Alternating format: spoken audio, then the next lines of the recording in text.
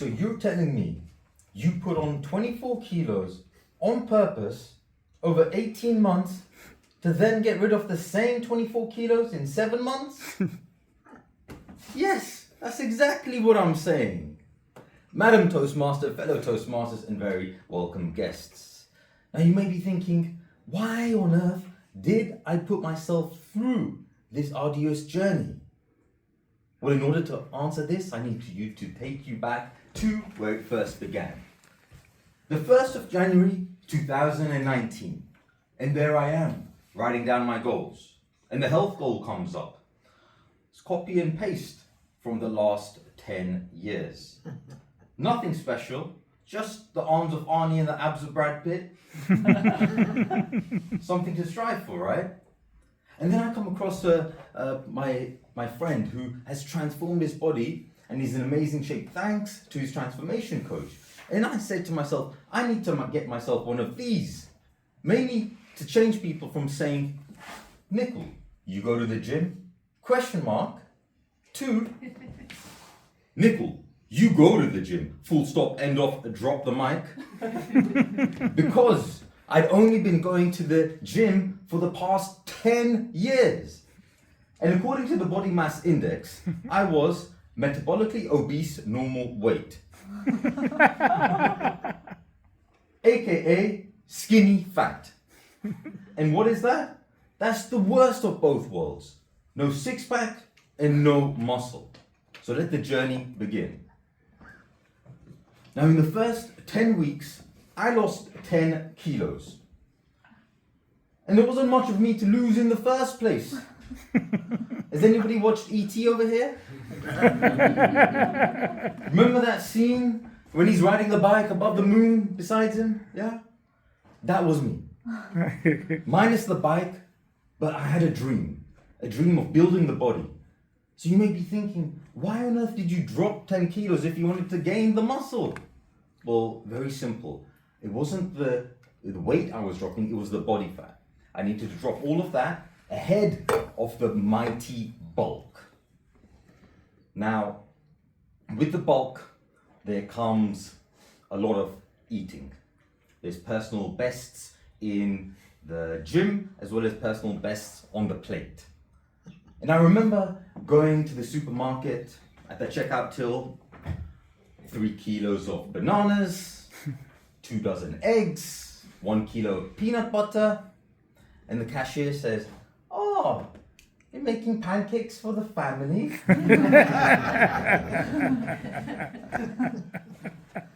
Pancakes? For the family? No. This is for me. These are my snacks. She blinks. I blink. That's when I decided self-checkout was the way forward. I did not need any more judgment upon my own. Now, whilst my body was growing, my dating life was dying. Remember, this was during COVID.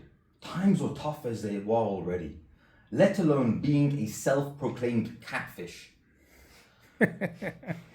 You see, on my profiles, I was advertising Nickel the Fit, when in fact I was 20 plus kilos heavier, and in what they were gonna get was Nickel the Fat. Now, in business, I'd come across the term niching, and I was saying, how can I apply this principle to my dating profile? Well, I thought to myself, what can I put down that is unique, but not too weird? And I said, maybe it can be my love of ginger tea. So I update my profile, a day goes by, nothing. 2 days goes by, nothing. 3 days goes by, ding, ding, ding, ding, ding, we have a match. We get a response, a date, a time, and a location is set. There I am on the Saturday, I'm waiting eagerly at the station, and I'm going through my affirmations. Please don't call me a catfish.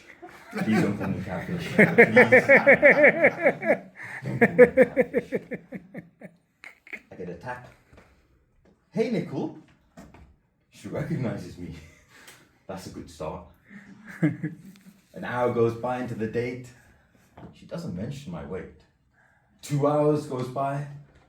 Did she have a drink before we met? 3 hours goes by. Maybe she's partially blind? Anyway, I didn't question her. I followed up the next day and I got a second date in the bag. And I thought to myself, what can I do on this second date? Well, at this point, I was dropping those 24 kilos, so I had 100,000 steps goal per week. So I'd said to myself, even if the date doesn't go well, why not just go on a walking date? That way I can get my steps in. So it's 7 a.m. on a dark and dreary morning in October, and we meet at Hampstead Heath. An hour goes by, it's 8 a.m.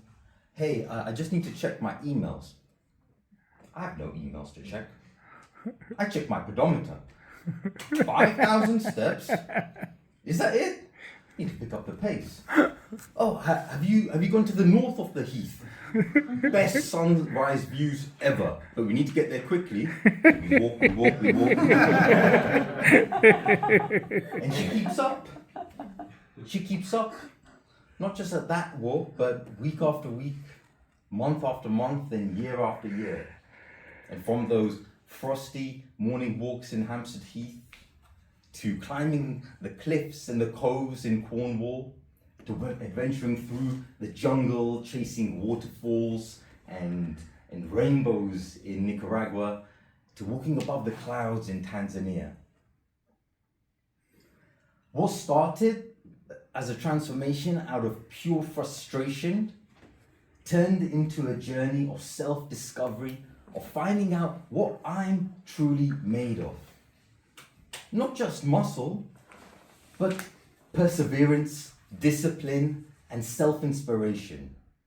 And along the way, along those long walks which turned into deep conversations, the shared love of ginger tea, and the special moments above the clouds, I found and I met the love of my life. So do I have the arms of Arnie yet? No. But I shall take the abs of Brad Pitt. And most importantly, the woman who saw through all of it.